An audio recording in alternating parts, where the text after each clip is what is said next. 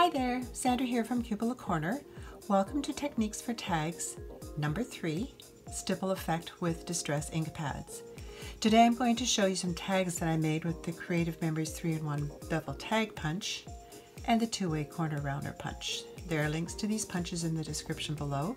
The links will take you to my Creative Memories site. This tag punch is very versatile. You can make tags in 3 different sizes. Rounding the bottom corners of your tags is optional. There are lots of different corner punches out there that work well for tag making.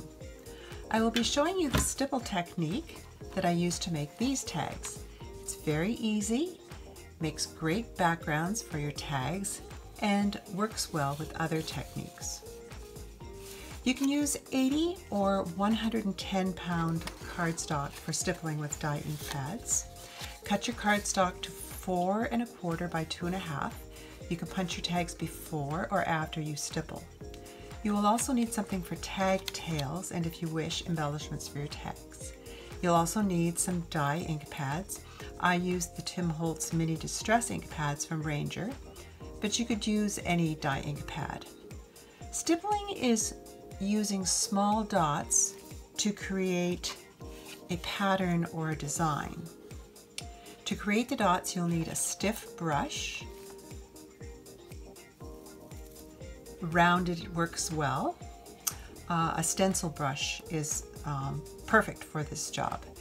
The dye inks will wash out with soap and water, but they will leave the bristles stained, and this won't affect your future projects. You'll also need something to protect your workspace. I'm using a craft mat, but a sheet of paper would work for this technique as well. To stipple your tags, you simply tap the brush head onto the ink pad and then tap it on your tag.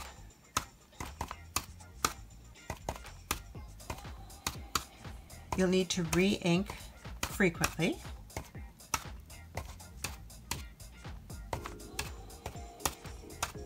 Put as much or little on as you want.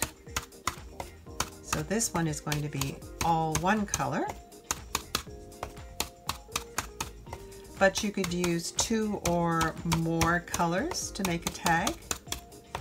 You can layer up as many times as you want with each of your colors. The more you tap, the more darker your colors are going to be. If you decide to use 2 colors,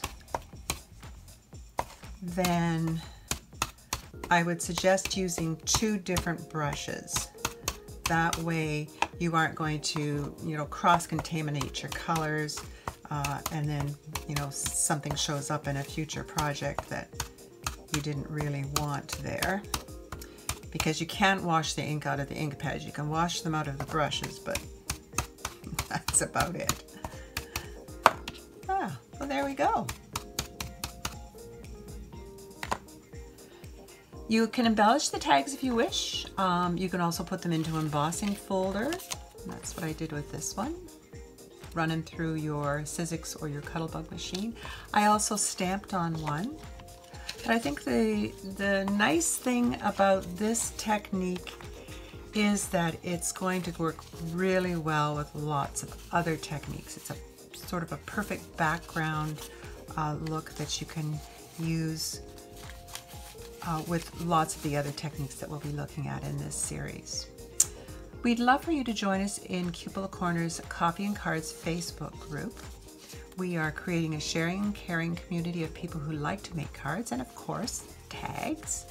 Tag Tuesday is a regular feature, and we'd love to see your tags.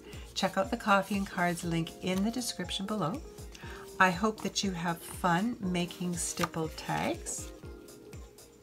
Remember to check out the other videos in the Techniques for Tags series. Take care and see you soon, and happy tag making.